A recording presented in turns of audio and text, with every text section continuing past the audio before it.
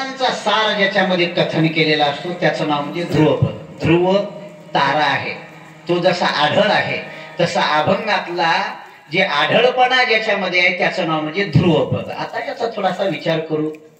आता काय काय पद म्हटले त्यांनी? काम, क्रोध, लोभ, निमाले. निमाले म्हणजे मेले, आणि ठाईची म्हणजे जागच्या जागी. जागच्या जागी मेले असं तुकोबाराय बोलतात. ही त्यांची जीवनमुक्ती आहे, ही सिद्ध दशी आहे. सामान्य अधिकार आहे का? बघा ते आहे का? जागच्या जागेवर मेले. आता मी आपल्याला विचारतोय, आपल्यामध्ये हे असलेले तीन शत्रू काम, क्रोध, लोभ हे मरणारे आहेत का माय आपल्याला मारणारे आहेत? आपल्याला मारणारे आहेत, मरणारे नाही. सांगतो एका एकाचा पगडा. थोडी गंमत बघा, गंमत बघा. कामानं काय काय केलं? अर्जुनाने प्रश्न विचारला, देवा एवढा ज्ञानी म्हणणारा त्याचा पाय का घसरतो सांगा. काला तिसरा अध्याय. अर्जुन उवाच अथकेन प्रयुक्तोयम पापं चरति पुरुषः आणि छन्नपि वार्ष्णेय बलादिव नियोजितः. अर्जुनाचा प्रश्न आहे. त्याला भगवंतानी उत्तर दिले, अर्जुना वरून वरून सांगत नाही तुला, आता मुळात हात घालून सांगतो म्हणून उत्तर दिले. श्री भगवान उवाच अथकेन प्रयुक्तोयम काय काम यश क्रोध यश रजोगुण समुद्भवः महाशनो महापाप्मा विद्येन मिह वैरिणम्. अर्जुना काम क्रोधामुळं त्या मोठ्या मोठ्याचा पाय घसरला आणि तेवढ्या वरी गेलेले खाली कोसळले म्हणून सांगितले. एकच उत्तर आहे तसं. जरी हे काम क्रोध पाही जयाती कृपेची साठवण नाही, हे कृतांताच्या ठाई मानिजती. हे ज्ञान निधीचे भुजंग विषय दरीचे वाघ भजन मार्गीचे मांग मारक जे. सगळा विषय बघा काम क्रोधाचा ज्ञानोबरांनी लिहून काढले. इतके जबरदस्त शत्रू आपल्या देहामध्ये आहेत. हा काम, त्याच्यावरचं प्रवचन महर्षी व्यासांचं चालू होतं बद्रिक आश्रमामध्ये. तिसरा अध्याय समोर घेतले, या श्लोकावरचं प्रवचन चालू होतं. सगळा समाज विद्यार्थी बसलेले, त्याच्यामध्ये समोरच्या बाजूला असं जैमिनी नावाचे विद्यार्थी पुढे बसले होते. गुरुजीने सांगितले, व्यास म्हणतात विद्यार्थ्यांनो आज एक महत्वाचा मुद्दा लिहून घ्या. रफवह्या काढा. काढल्या रफवह्या. सांगा गुरुजी पहिला मुद्दा.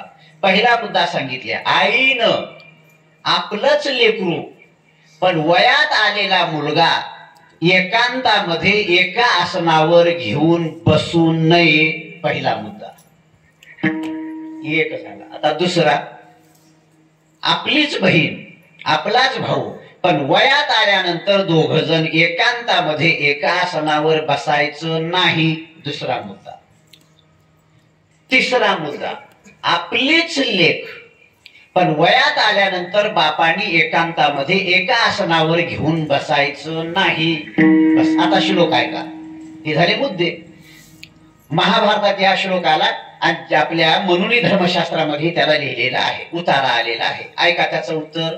मात्रा स्वस्त्रा दुहित्रा वा न विवेकता आसनो भवेत. आसन वेगळं असावं का? बलवान इंद्रिय ग्रामो विद्वांसमपि कर्षति. असा त्या श्लोकाचा अर्थ आहे. इंद्रिय ग्राम बलवान आहे, कधी कुणाला धोक्यामध्ये घालतील काही सांगता येत नाही. विद्वानाला, अपि म्हणजे देखील, अस्पि म्हणजे सुद्धा, अपि म्हणजे ही. विद्वानाला ही, विद्वानाला सुद्धा, विद्वानाला देखील, हा त्याचा अर्थ आहे. अपि. जैमिनीने म्हणले, गुरुजी माझी थोडी शंका आहे. काय? विद्वानाच्या हातामध्ये विवेकाचा अंकुश असल्यामुळे त्याला इंद्रिय काही बाधा करू शकणार नाहीत. सामान्य लोकांना इंद्रिय बाधा करतील. म्हणून अपीच्या जागी ना अपी करा. जैमिनीच्या खिशाला लालशाची पेन होती. गुरुजी मी काठ करतो म्हणले. तुमची मर्जी बा म्हणली व्यासाने. त्यांनी आपल्या हाताची खिशाची पेन घेऊन काढले आणि ते व्यासांचा शब्द अपी कर्षती होतं. तिथं काय लिहिले? ना अपी कर्षती. व्यासाने म्हणले तुमची मर्जी बा म्हणले. पहिला दिवस संपला. दुसऱ्या दिवशी प्रवचन चालू झालं. चालू झाल्यावर जैमिनी मागच्या बाजूला बसत होते. व्यासाने बघितले, हा हा जैमिनी मागे बसू नका, या या या पुढे पुढे येऊन बसा, पुढे येऊन बसा. येता येता जैमिनीला अभिमान झाला. काल मी गुरुजीची चूक काढली म्हणून गुरुजीचं प्रेम माझ्यावर बसलं. मला मागे बसू दिना झालं, पुढे बसून घ्यायला झालं की थोडा अहंकार अभिमानाला मला मागे बसू देत नाही, पुढे बोलून घ्यायला सुरुवात केली. मग आता पुढे बसल्यावर सुद्धा एवढे विद्यार्थी पाठामध्ये असताना कुणाकडे न बघता जैमिनीकडे बघूनच त्यांचं प्रवचन चालू झालं. मग म्हणतात जैमिनी पुण्या विद्यार्थ्याकडे बघत नाही, माझ्याकडेच बघायला सुरुवात केली. पुन्हा अहंकार वाढला. आता तुम्हाला माहिती आहे का, गुरुजी वर्गामध्ये शिकवित असताना कुणाकडे बघत बघत शिकवितात? हुशार विद्यार्थ्याकडे बघत बघत शिकवितात. हेही पुत्र बरोबर आलं. कीर्तनकार कोणाकडे बघत बघत कीर्तन करतोय? बरं झोपी जाणाऱ्याकडे का? चुकलं का उत्तर माझं? मी मुलगा कशाला आला असं म्हणतोय. ज्यांच्याकडनं अवधान मिळतं, प्रोत्साहन मिळतं, त्यांच्याकडे बघत बघत बोलत बोलत असं कीर्तन करण्याची पद्धती आहे, प्रवचन करण्याची पद्धती आहे. त्याप्रमाणे जैमिनीकडे बघत बघत प्रवचन चाललं. अहंकार वाढला. वाढल्याबरोबर 2-3 दिवस असं झालं, सगळं ताब्यात घेतले. जैमिनी आता आपलं झाल्यात असं कळाल्याबरोबर एके दिवशी त्याचं ऑपरेशन करायचं ठरवलं. जैमिनीचं ऑपरेशन करायचं गुरुनं ठरवलं. शिष्याचं ऑपरेशन. आता ऐका कसं कसं करतात ते. जैमिनी तुमच्यासारखा प्रामाणिक विद्यार्थी मला सहजासहजी घटत नाही हो. ज्या गुरुचं भाग्य आहे त्या गुरुलाच एवढे चांगले विद्यार्थी घटतात, पण तुम्ही मला घटले, माझं भाग्य आहे, माझा एक नवस आहे. मी तीर्थयात्रेला जायचं माझं राहून गेले, पण आज तुमच्यासारखा प्रामाणिक विद्यार्थी घटल्यामुळे ह्या काही चाव्या तुमच्या अंगावर टाकतो. आश्रम सांभाळून घ्या, मी विद्यार्थी घेऊन तीर्थयात्रेला जातो. जैमिनीला अहंकार आला. गुरुजी खुशाल जावा, मी अग्निहोत्र विजू देणार नाही, बाग बगीचा सुकू देणार नाही, येणाऱ्या जाणाऱ्याची व्यवस्था सांभाळेल, जा तुम्ही तीर्थयात्रेला. म्हटल्याबरोबर परवानगी घेतले. महर्षी व्यासाने आपली विद्यार्थी घेऊन गेले तीर्थयात्रेला. कुठे गेले विद्यार्थी? हे विद्यार्थी गुरुजी महर्षी व्यास कुठे गेले? कुठे गेले? तीर्थयात्रेला गेले. तीर्थयात्रेला फक्त ध्यानात ठेवा बरं. कुठे गेल्यात? तीर्थयात्रा. पुन्हा पुन्हा घेऊ, मी तुमच्याकडून वधून घेऊन. कुठे गेल्यात? सपा महाराज तीर्थयात्रा. पक्का ध्यानात ठेवा. आता गेले तीर्थयात्रेला. मध्ये एक 8 दिवस जाऊ दिले. 8 दिवस जाऊ दिल्यावर झिमझिम झिमझिम पाऊस पडायला लागला. दुपारी 2-3चा टाईम. शेतकरी सगळे घराकडे गेले, पावसाला बघून, वादळाला बघून. गुराखी सगळे घराला गेले, कोणी राहिलं नाही. तेवढ्यामध्ये आश्रमाच्या जवळ देवानं एक निर्माण केलेली रूपवान स्त्री पावसात भिजत भिजत आश्रमाच्या पुढच्या बाजूला आली. ऐका बरं, ती बाई कोण होती? बाई फार खतरनाक आहे. तिचं नाव सगळं झाल्यावर सांगतो तुम्हाला, नवल वाटत. ती बाई खतरनाक आहे. मग ती बाई बाहेरच्या बाजूला उभा टाकलेली. जैमिनीनं बघितले. आता काम भाव निर्माण झाला का दयाभाव निर्माण झाला, तुमचं तुम्ही चिंतन करा. पण याने बाहेरून म्हणते, ओ पाऊस चालू आहे, पाऊस उघडेपर्यंत राहा आसऱ्याला, आणि पाऊस उघडल्यानंतर तुम्ही तुमच्या वाटेने जा. जैमिनीने बोलेल बरोबर आहे की नाही? बरोबर आहे की नाही? बरोबर आहे. त्या बाईने ऐकली. बाई किती खतरनाक होती, किती हुशार होती. त्या बाईने बाहेरून सांगितले, महाराज आश्रम ब्रह्मचर्याचा आहे, आम्ही बायाने आत येऊ नये, बाहेरून आहे तेच बरं आहे, मध्ये बोलवू नका. म्हणजे किती बरोबर बोलली होती ना. कसली बाई असेल ती बाई? सामान्य नाही. 4 वेदाचं मंथन करून पुराण निर्माण केली. आता सांगतो तिथं नाव नंतर. बाई सामान्य नाही, असली बाई आहे. थोडा अभ्यास नाही त्या बाईचा.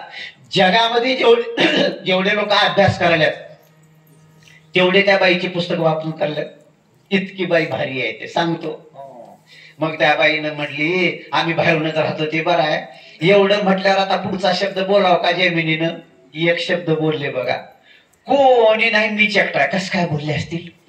कीर्तन संपल्यावर मला विचारा. किंवा जातीवंत सगळ्या लोकांना माहिती आहे, आपण एक संसारिक जीव असल्यामुळं कळालं सगळ्याला. कोणता भाव निर्माण झाला? दयाभाव नाही. आता त्या शब्दामध्ये कामभाव. चला जागा जागा झाला. येते महाराज, तुमची एवढी परवानगी असल्यावर येते म्हणली. अगोदर असं बोलणारी बाई, मी एकटाच आहे म्हणल्या परवानगी दिली. बरं ऐका. मग फाटकाकडच्या बाजूला उभा टाकून चोपून चोपून दडून तिथं उभा टाकत होती. मग थंडीनं दात खुडखुड वाजत होते, अंग थरथर कापत होतं. पुन्हा दयाभाव निर्माण झाला. या जवळ बसून थोडा शेकाटा घ्या की म्हणले. अग्नीच्या जवळ बसून शकाटा घ्या. मग तिनं म्हणली महाराज तुमची परवानगी असली तर येते. म्हणजे तिला परवानगीच पाहिजे होती. कळलं का नाही? तिला परवानगी पाहिजे होती. आली जवळ, यज्ञकुंडाच्या जवळ बसली. आता बसल्यावर ऐका, जवळ बसल्यावर काय होतंय, काही काही गोष्टी एक कासराभर अंतरावर दूर आहे तोपर्यंत माणसाची बुद्धी शाबूत ठेवतात आणि त्याचा स्पर्श झाल्याबरोबर मी म्हणणाऱ्याची बुद्धी भ्रष्ट करून टाकतात. क पासून निर्माण झालेल्या दोन वस्तू आहेत, कनक आणि कांता. कनक म्हणजे सोनं, कांता म्हणजे स्त्री. या दोन गोष्टी 10 फूट अंतरावर दूर आहे तोपर्यंत बुद्धी साबूत, आणि एकदा दोन्ही जवळ आल्या, स्पर्श झाला, मी म्हणणाऱ्याची बुद्धी बिघडली जाते. मोटरसायकलवर हायवेनं चाललं होतं, मोदी साहेबांनी छापलेले 2-2 हजाराचं 100चं बंडल पडलं होतं, त्याच्यावर 2 तोळ्याचं लॅकेट पडलं होतं. आता 100चं बंडल म्हणजे कितीच झालं? 2 लाख. असं गणित पक्का आहे वर चेअरमन साहेबाचं, आमच्या वरचे चेअरमन आहेत. बघता बघता गणित ऐकलं त्यांच्याकडे. 2 लाखाचं आणि 2 तोळ्याचं लॅकेट म्हणजे त्याचे 2 लाख. 4 लाख समोरच्या बाजूला पडले. मोटरसायकलला ब्रेक लावलं, म्हणतोय सोन्याची मला तारीख आहे, जातिवंत सोनं आहे आणि मोदी साहेबाच्या नोटात बंद पडण्याच्या अगोदरचा काळ आहे माझं बोलण्याचा.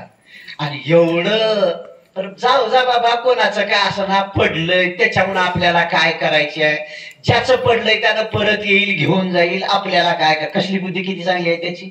आपल्याला काय करायच्या लोकांच्या धनावरून सोने रुपये आम्हा मूर्ती के समान म्हणलाले बरं चांगलं. मग उग म्हणत बसलं, उभा टाकलं. पुन्हा मनामध्ये विचार आला, गेलं थोडं आणखी 5 फूट पुढे गेलं. 5 फूट पुढे मोटरसायकलवर गेल्या पुन्हा उभा केलं मोटरसायकल आणि मनात विचार आला, हा मी जर न घेता गेलो तर मागावून कोणीतरी असं तानाजी सारखं येणारच आहे आणि त्याने घेणारच आहे. मग त्यानं कुणी तर काय होणार घेणार आहे की नाही. मग आपण का घेऊ नये त्यानं विचार केला आणि ते 10 फूट लांबीवर उभा टाकून मोटरसायकल असं कानवलं, थोडं छोटं टेकन लावलं, गाडी बाजूला लावून त्या धनाच्या जवळ जात जात म्हणतंय, आता परवा दिवशी आमचा सप्ताह उभा टाकणार आहे. मी आमच्या गावामध्ये कुणाला चंदा गोळा करू देणार नाही, कुणाला पट्टी गोळा करू देणार नाही, कुणावर पंक्ती घेऊ देणार नाही. मी सगळा खर्च याच्यातून करणार आणि वरच्या वरी याच्यातला सप्ताह याच्यातून करणार. किती बुद्धी चांगली आहे, किती बुद्धी चांगली आहे. कुठपर्यंत 10 फूट अंतरावर आहे तोपर्यंत असं म्हणत म्हणत मग मी आता सप्ताहामध्ये वापरतो म्हणून बरोबर ते बंडली उचललं, लॅकिटी उचललं आणि ते खिशात घालत असताना कशी झाली असेल बुद्धी.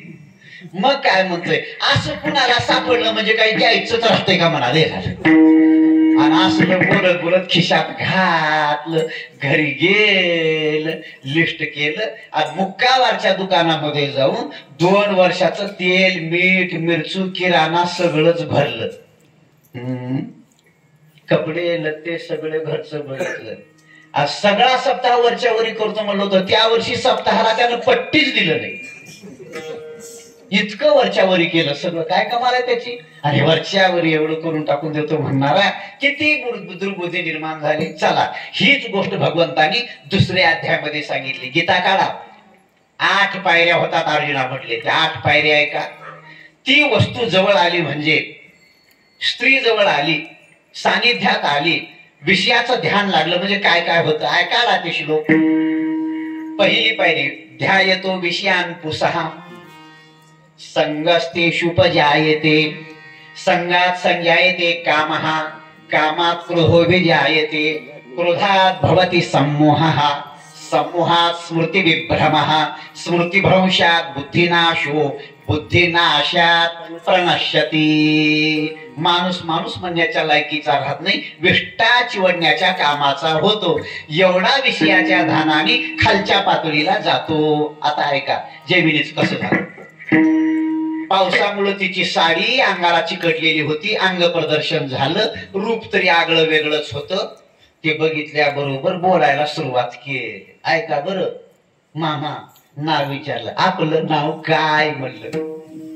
शादी दोन्ही काहीतरी नाव असेल, ज्याने विचारायचं काय काम पडलं होतं, पण बोलायसाठी आपलं नाव काय बोलण्याची सुरुवात केली. मग त्या मुलीनं काय नाव सांगायचं तेवढं सांगितले. मी तिचं नाव सांगतो बरं ऐका, फार नाव चांगलं आहे तिचं. सांगितले तिनं नाव. तेवढं झाल्यावर आता ध्रुवपद सगळं कशाला लागू? महत्वाचा मुद्दा विचारला, आपलं लग्न झालं का? कळलं की नाही? हे ध्रुवपद आहे बरं अभंगातलं. आणि अलीकडच्या काळात तर हे लग्न ज्या मुलाचं झालं नाही त्यांच्यासाठी महत्वाचं ध्रुवपद आहे. आपलं लग्न झालं का? कारण गाव म्हटलं की प्रत्येक गावाला 3000ची जर लोकसंख्या असली तर 30-35 पोरग 30-35 वर्षाच्या वयात गेलेलं खिशामध्ये हात घालून व येड्याने बघूल्यात कोणी मुली देण्यात झाले. काय करायला?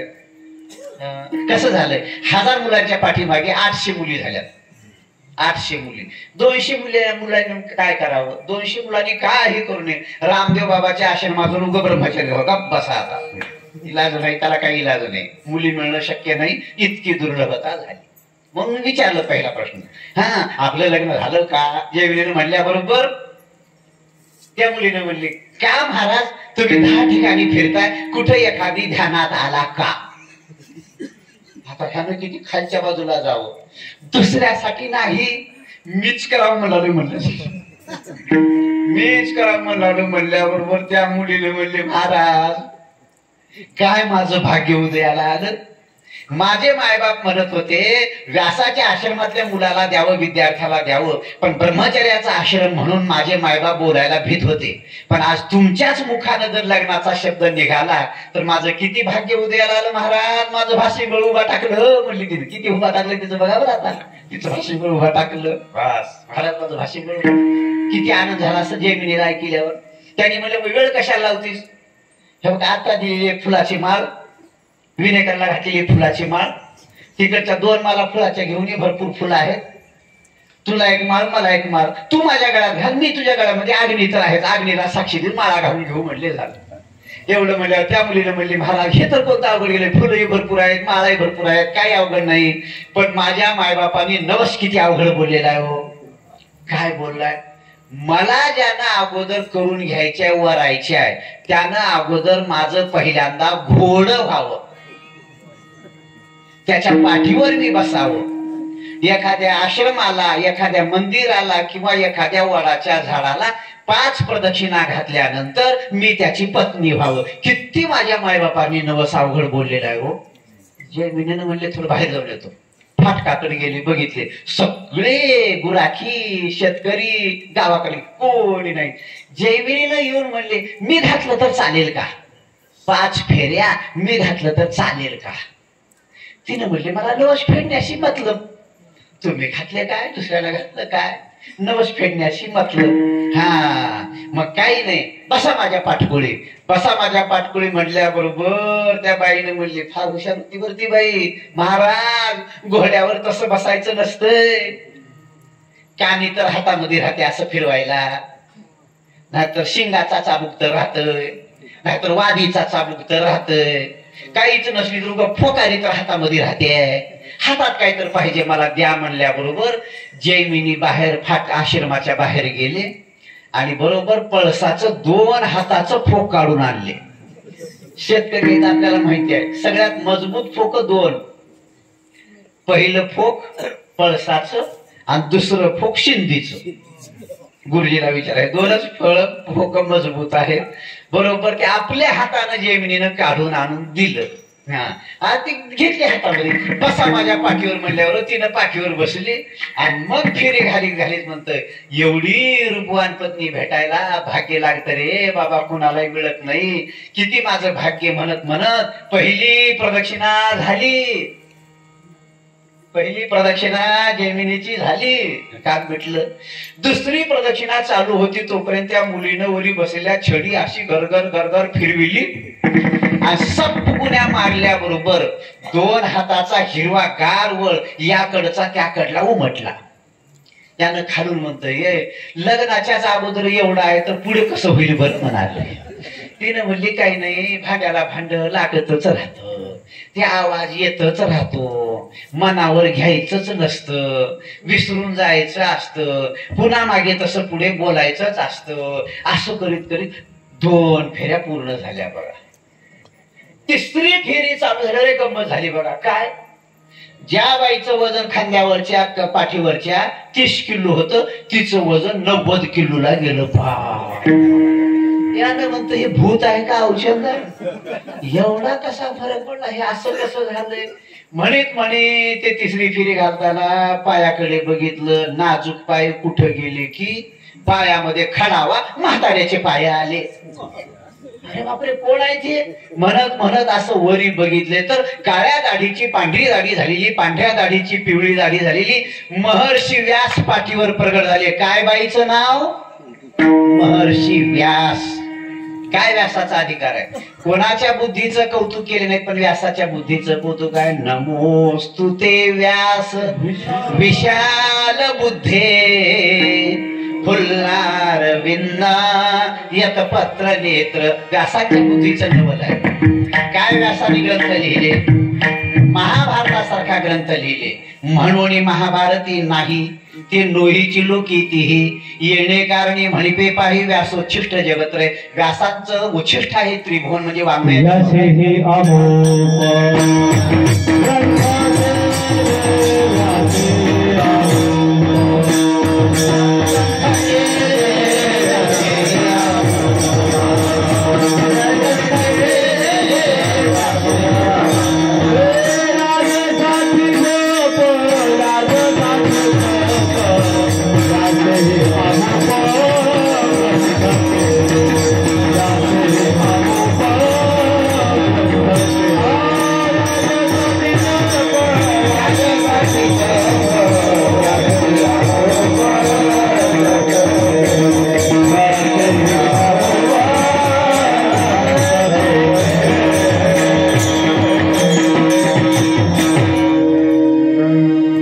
शिवरकर महाराज असलं प्रमाण आलं की त्याला कोटीची नोट म्हणत जाऊ. मोदी साहेबांनी 2,000ची तर छापले होते, पण कीर्तनामध्ये एवढं साधं प्रमाण सापडल्याबरोबर त्यांनी मला 2 कोटीची नोट दिली. काय? याजसाठी जप, याजसाठी तप. व्यासेही आमुप ग्रंथ केले. आमुप शब्दामध्ये मोजमाप नाही, एवढे ग्रंथ केले. वेदाचं मंथन करून 18 पुराण केले. एक पुराण म्हणजे एवढे आहे, एवढं जाड, उचलत नाही एका एकाला. असले मुख्य पुराण 18. देवी भागवतासारखे काही बरेच पुराण केले, उपपुराणे. चला, त्याच्यानंतर महाभारत 18 पर्वामध्ये योजना आहे. रचून ठेवलं तर बरोबर इतकं येते. असले 18 पुराण निर्माण केले. 6 शास्त्रापैकी एक आस्तिक शास्त्र, उत्तर मीमांसा वेदांत. काय ग्रंथ केले असतील एवढी. व्यासेही अमुप ग्रंथ केले. मग महाभारत म्हणजे आपल्या देशाचा इतिहास आहे. वाचता का? कधी वाचला? आपल्या देशाचा इतिहास महाभारत केवढा आहे? इथं रचलं की एवढं येतंय. आणि एक ग्रंथ एवढा आलाय. श्रीकांतराव कोण वाचायला गेलं? महाराज तेवढं वाचणं आम्हाला काय होतंय का म्हणले. मग आम्ही सांगतोय तुम्ही वाचूच नका, तुम्ही वाचूच नका, तुम्ही वाचू नका म्हणून आमचे प्रवचनाचे कीर्तनाचे दुकानं चाललेत. आणि तुम्ही जर सगळे वाचून असतो तर आम्हाला पण बोललेलं असतं. म्हणून वाचू नका, पण वाचा. आपल्या देशाचा इतिहास एवढं व्यासाने अमुक ग्रंथ केले. ते व्यास महर्षीवर प्रगट झाल्या खाली सोडले, पाये धरले. करा क्षमा अपराध महाराज तुम्ही सिद्ध. पाये धरले. मग व्यासांना विचारले, गुरुजी एवढं का केले हो? एवढं का केले? व्यासाने सांगितले, जैमिनी मला एक विचारायचे. याला ऑपरेशन म्हणतात. गुरुनी केलेले शिष्याचे ऑपरेशन आहे. व्यासाने विचारले, जैमिनी मी सांगितलेला श्लोक अपिकर्ष का बलवान इंद्रिय ग्रामो विद्वांसमपि कर्षति. माझं खरं का तुमचं खरं? एवढं म्हणलं, गुरुजी तोबा तुमचंच खरं. मी लालशाहीने लिहिलं खोडून टाकतो गुरुजी. पळत जाऊन ते ग्रंथ घेऊन जिथं नापिकर्षती केले होते तिथं आपल्या हातानं पुन्हा परत अपिकर्षती. तो आपल्या संप्रदायामध्ये श्लोक हा प्रसिद्ध झालेला आहे. सगळ्यांच्या कीर्तनकाराच्या पाठामध्ये आहे. मग एवढा जबरदस्त. मग विचारलं, गुरुजी एवढा प्रयत्न का केला? मग तुकोबरायची भाषा आहे, सहज बोलणे हित उपदेश संतांचं. आणि नाही कळालं तर करून सायास शिकविते, सायास करून शिकवावं लागतं. म्हणून एवढं मला तीर्थयात्रेचं निमित्त करावं लागलं, सगळं करावं लागलं. आणि बाईचं रूप घेऊन येऊन पाठकुडी बसून मग तुमचा संदेह निरसन करावा लागला. एवढं करण्यासाठी हे संतांची कृती असते. कळालं ना आता? मग संदेह निरसन झाला. आता तुमची शंका गेली का त्या श्लोकातली? अपिकर्षती का नापिकर्षती? आता सरळ सांगा, अपिकर्षती झालं बरोबर. म्हणून भागवत लिहित असताना एकनाथ महाराज ज्यावेळेस बसले त्यावेळेस कामाचा दरारा सांगताना ओव्या लिहितात. काही ऐका ओव्या. मज कामाचे निघाये ब्रह्मा कन्येशी धरू जाये, पराशरा केले काय भोगिले पाहे दिवा दुर्गंधा. एकनाथ महाराज लिहितात. रामायणात ही ओवी आली, भागवतात ही ओवी आली, कामाचा दरारा सांगितले. आता सगळे पाठांतरातले मंडळी तुझं तोंडानं म्हणून जातो, वेळ होत आलाय, तुम्हाला दाखवतो कसला काम जबरदस्त आहे. हे कोतवाल आहे, कोतवाल. हा कळालं सगळं. कामाची कोतवाल याने नागविले बहुतासी, हरिहराची आपू घेतो भय नाही त्यासी, जमदाग्नी दुर्वासा नाडिले महान महापुरुषी, क्रोधाजी अवतार होई मिळाला त्यासी, जहार माय बाप जोहार काया पुरीचा महा, जहार माय बाप जोहार काया पुरीचा संतांनी काय काय लिहिले महाराज, आपण वाचून बघत नाही. संतांचं वाङ्मय वाचा, किती रूपकाची भाषा करू वापरलेला आहे. पण अलीकडच्या काळामध्ये झाले काय माहितीये का तुम्हाला? तुकोबाराची गाथा पुन्हा बुडविली हो. रामेश्वर भटानं एकटेच बुडविणारे किती होते? एकटेच. अलीकडच्या काळामध्ये संतांच्या गाथा बुडविणारे एक नाही, अनेकांची संख्या झालेली आहे. सगळे मिळून आता गाथा बुडवायला लागले.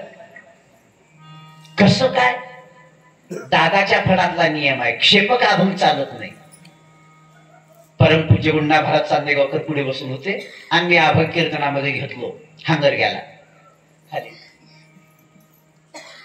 संत चरण रज लागता सहज, वासनेची बीज जुळणी जाय. पाठ प्रसिद्ध आहे सगळ्याच्या पाठातला.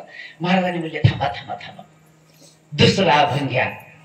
देवडीकराच्या गाथेत नाही तो अभंग क्षेपक आहे म्हटले. आता विचार करा, एवढे प्रसिद्ध असलेले क्षेपक अभंग जर कीर्तनामध्ये चालत नाहीत तर कविता चालतात का? आणि अलीकडच्या काळामध्ये या गाडीवर उभा टाकून संतांच्या वाङ्मयाचा अभ्यास न करता त्या कवितेचा अभ्यास करून जर म्हणून दाखवायला सुरुवात केली तर संतांचा अभंग बुडवायला सुरुवात केले का नाही हे पहिले. अलीकडच्या काळातले कीर्तनकार कविता म्हणून संतांचे अभंग बुडवायला सुरुवात केली. ते अभंग पाठ करणार झालेत, कविता पाठ करालेत. हे संप्रदायावर मोठा आघात आहे. चला मग हे पहिलं. पण तुकोबारांनी काय म्हटले? आमच्यातला काम मेला. काम मेला म्हणणारे त्यांचा अधिकार काय?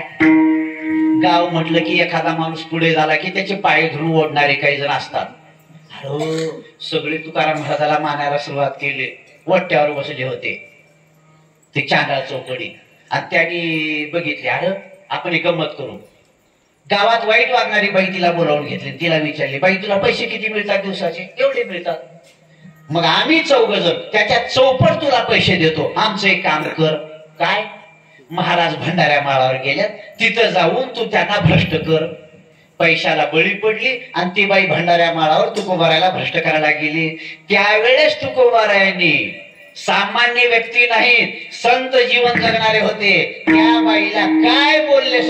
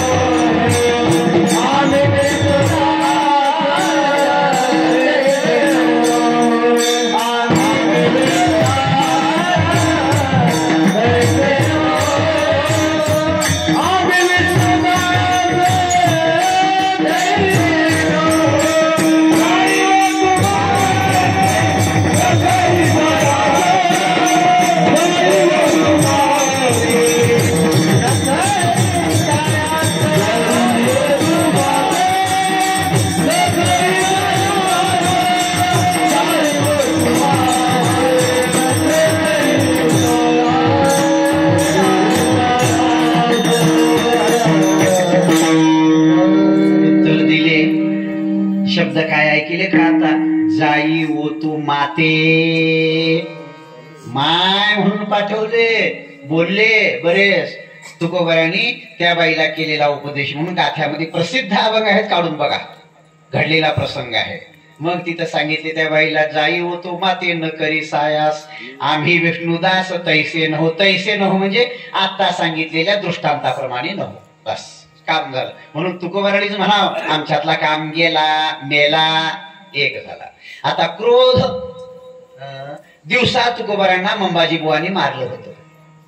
त्या दिवशी बघितले एकादशी आहे, कीर्तनाला जायचं. गेले कीर्तनाला, मंबाजी बुवा समोर नाहीतच. थांबा थांबा विनिकरी बुवा, दुसरा एक अभंग घ्या, मी जाऊन येतो. शेजारी आश्रम मंबाजी बुवाचा, ते पांघरून घेऊन झोपी गेले होते. दिवसा मी महाराजाला मारलोय, आता त्यांच्या कीर्तनात काय जाऊन बसू म्हणून पांघरून घेऊन झोपी गेले होते. तुकोबाराय त्यांच्या पायथ्याकडच्या बाजूला बसून पाय दाबायला सुरुवात केली. बापरे, उघडून बघितले, कोण माझे पाय दाब? तुकोबाराय. बघितल्या अर्धे घाळ झाले. बाप, तुकोबाराय माझे पाय दाबतात? धिक्कार. असं 50% घाळ झाले. चला महाराज कीर्तनाला. नाही, माझं अंग दुखतंय. मग तुकोबारांनी म्हणले, तुम्हाला कुणाला मारून माहिती नाही म्हणून तुमचं अंग दुखत असेल. आता त्यांना मारून माहिती नव्हतं, तुकोबाराला मार खाऊन माहिती होतं होय.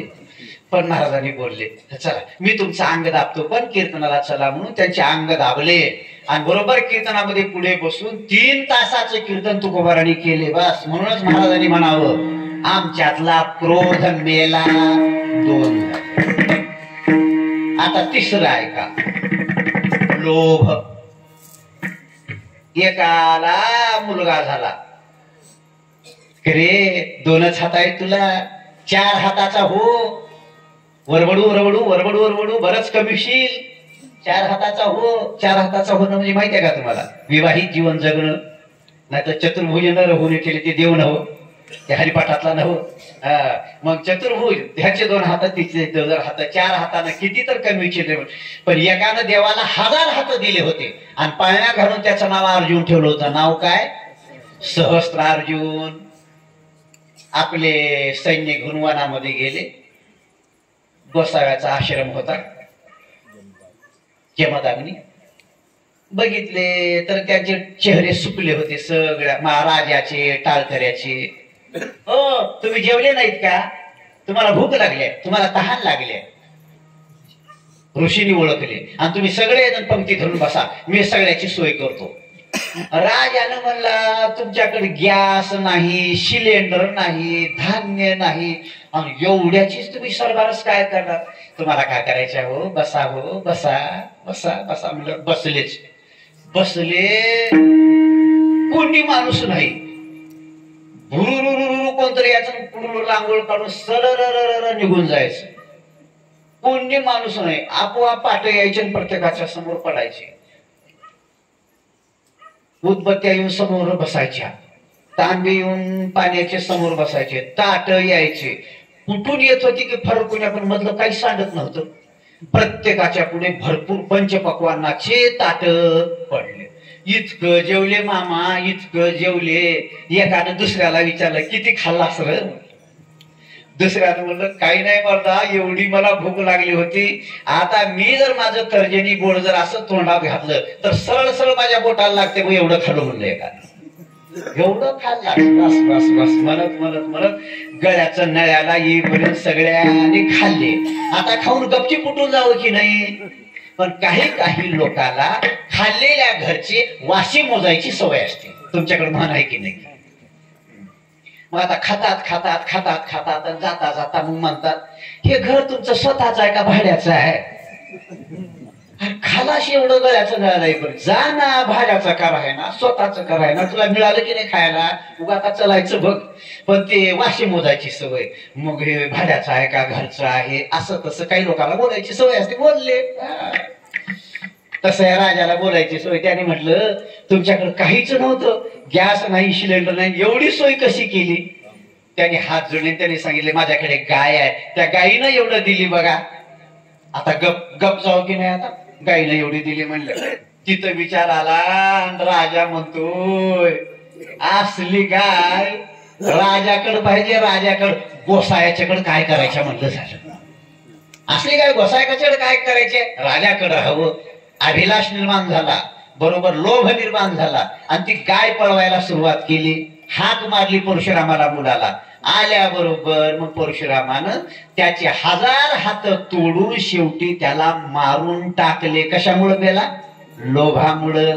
मग एकनाथ महाराज ओवी वापरतात, खाऊन जेवून घर घेणे ऐसे मांडिले सहस्रार्जुने, सांडोनी हस्तपाद छेदणे, शेखी प्राणे निमाला गेले. आता लोभामध्ये सहस्रार्जुन गेला, क्रोधामध्ये कोणी गेलं? क्रोधामध्ये कोणी गेला? विश्वामित्र. 80,000ची तपश्चर्या केली, अयोध्येत आले. वशिष्ठांनी या राजऋषी म्हणल्याबरोबर राग आला, 100 मुलं पाडले, ब्रह्महत्या घडली, गेली तपश्चर्या मातीत. क्रोधाने विश्वामित्राला खाल्लं, लोभाने सहस्रार्जुनाला खाल्लं. हे एवढं सगळं झालं, पण आता क्रोधावर मंबाजी बुवानी मारलं तरी सुद्धा कीर्तनात आणून बसविले. म्हणून क्रोध जिंकला महाराजांनीच म्हणावं, लोभ जिंकला कुणी म्हणावं? महाराजांनी. कस काय? शिवाजी राजांनी मोहराचं ताट आणले आणि समर्पित करून म्हणतात, महाराज श्रीमंतीमध्ये जगा आणि कीर्तन करा. तेवढ्यामध्ये तुकोबारा म्हणतात, नका राजे आम्हा देणे धरा सांगत होते कानी, चिंता पाय मणी विठोबाचे किंवा येर तुमचे वित्त धन, ते मज मूर्तिके समान, तुमचं काही नका राजे घेऊन जा. तुम्ही गळ्यात तुळशीची माळ घाला आणि पंढरीची वारी घाला. 1000 ताठ दिलेल्याचं मला श्रेय पदरात पडेल म्हणून राजांना परत पाठविले. एवढा अधिकार तुकोबरायचा. म्हणून त्यांनीच म्हणावं आमच्यातला लोभ मेला. लोभ मेला म्हटल्याबरोबर मग आता तुकोबरायच्या जीवनामध्ये काय झालं महाराज? म्हणतात, सर्व आनंदाची सृष्टी झाली,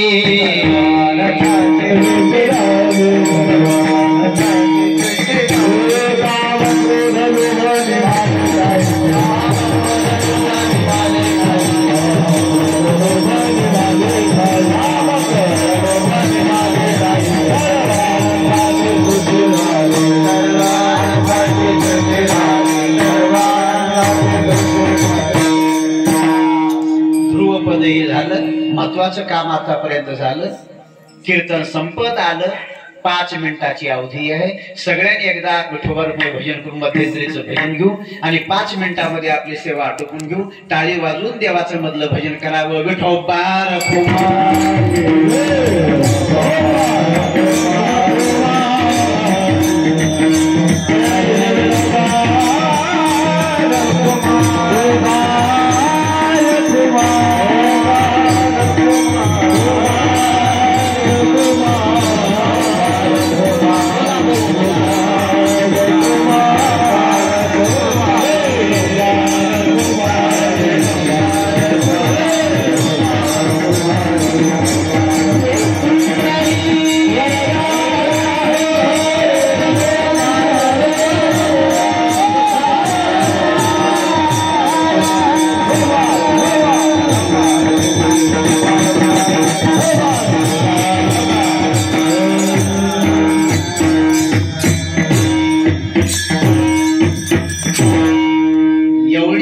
देहातले 3 शत्रू मेल्यावर राम राज्यच देहामध्ये होतं. रामाच्या राज्यामध्ये व्यभिचार नव्हता, रामाच्या राज्यामध्ये हिंसाचार नव्हता, रामाच्या राज्यामध्ये भ्रष्टाचार नव्हता. आपल्या देहातले हे 3 शत्रू गेल्याबरोबर त्या देहामध्ये राम राज्य म्हणून अवघ्या सर्व आनंदाची सृष्टी झाली. मग जीवनमुक्ती सांगतात.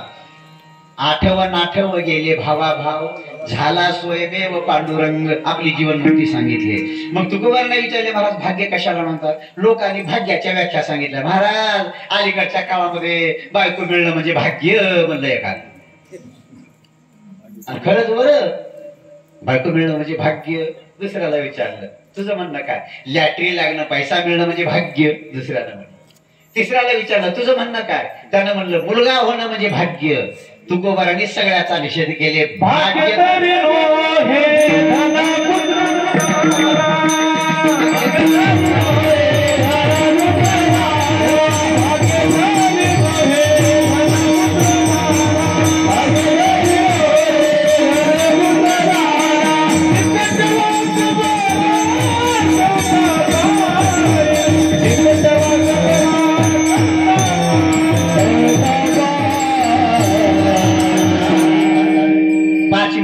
सेवा संपायचं प्रतिज्ञा वाक्य आहे. म्हणून आता पांचाळनी म्हणले प्रमाण, त्याचं काय अर्थ? मी म्हणलेल्या आत्या सगळ्याचा सार त्या प्रमाणात आहे.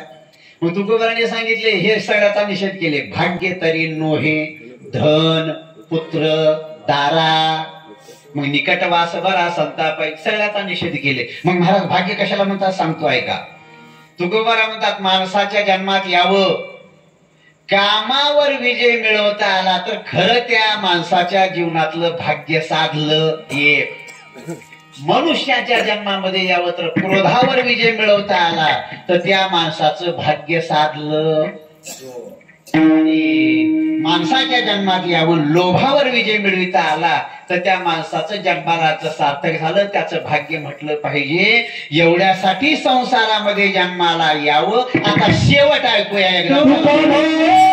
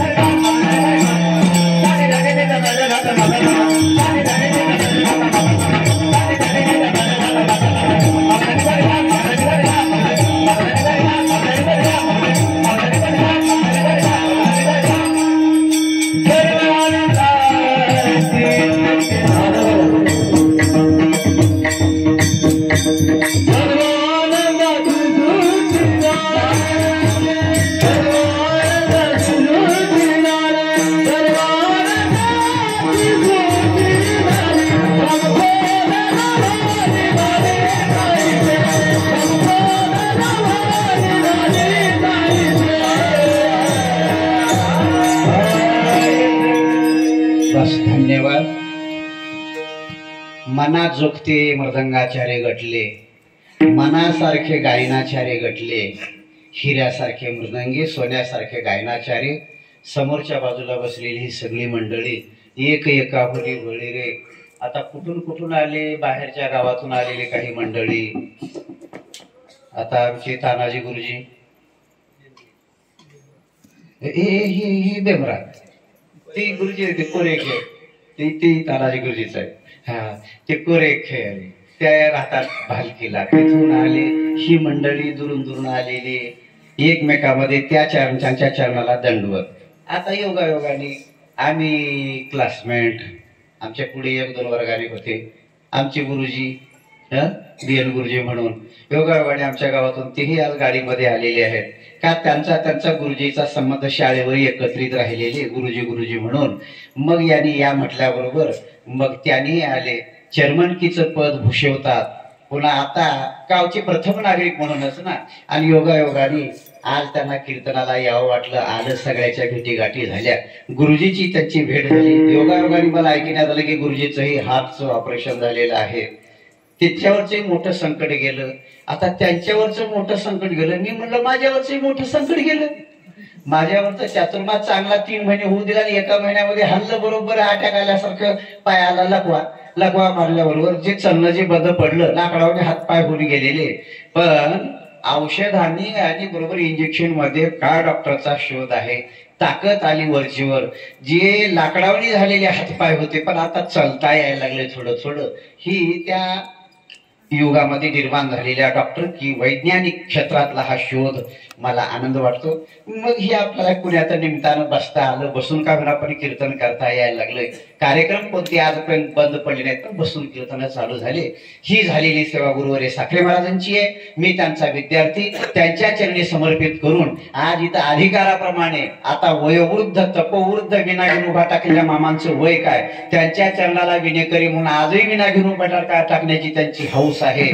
त्यांच्या पाठीमागे प्रेरणा आहे दादाच्या फळातली. त्यांच्या चरणाला अभिवंदन करून अधिकाराप्रमाणे भजनातल्या सगळ्या लोकांच्या चरणाला वंदन करून सगळ्यांच्या चरणाला अभिवंदन करून या ठिकाणी सेवेला पूर्ण विराम. ज्ञानेश्वर